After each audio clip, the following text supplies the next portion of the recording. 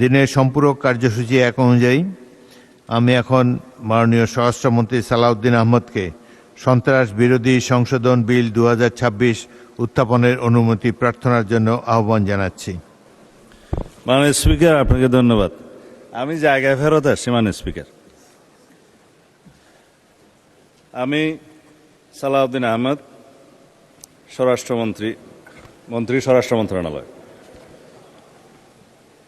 সন্ত্রাস বিরোধী আইন 2009 এর অধিকতর সংশোধন কল্পে আনিত একটি বিল, সন্ত্রাস বিরোধী সংশোধন বিল 2026 এই মহান সংসদে উত্থাপনের জন্য অনুমতি প্রার্থনা করছি।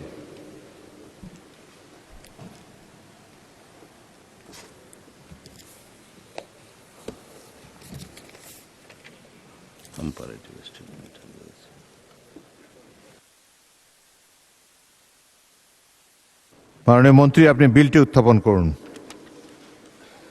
ধন্যবাদ মাননীয় স্পিকার। আমি সালাউদ্দিন আহমদ, মন্ত্রী স্বরাষ্ট্র মন্ত্রণালয়, সন্ত্রাস বিরোধী আইন 2009 এর অধিকতর সংশোধন কল্পে আনিত একটি বিল, সন্ত্রাস বিরোধী সংশোধন বিল 2026 এই মহান সংসদে উত্থাপন করছি। ধন্যবাদ মাননীয় স্পিকার। আমি এখন মাননীয় স্বরাষ্ট্রমন্ত্রী সালাউদ্দিন আহমদকে সংসদে উত্থাপিত আকারে সন্ত্রাস বিরোধী সংশোধন বিল 2026 অবিলম্বে বিবেচনার প্রস্তাব উত্থাপনের আহ্বান জানাচ্ছি।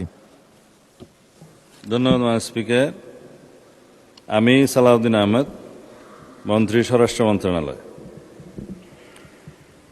প্রস্তাব করছি যে সন্ত্রাস বিরোধী আইন 2009 এর অধিকতর সংশোধন কল্পে আনিত বিলটি, সন্ত্রাস বিরোধী সংশোধন বিল 2026 মহান সংসদ উত্থাপিত আকারে অবিলম্বে বিবেচনার জন্য গ্রহণ করা হোক।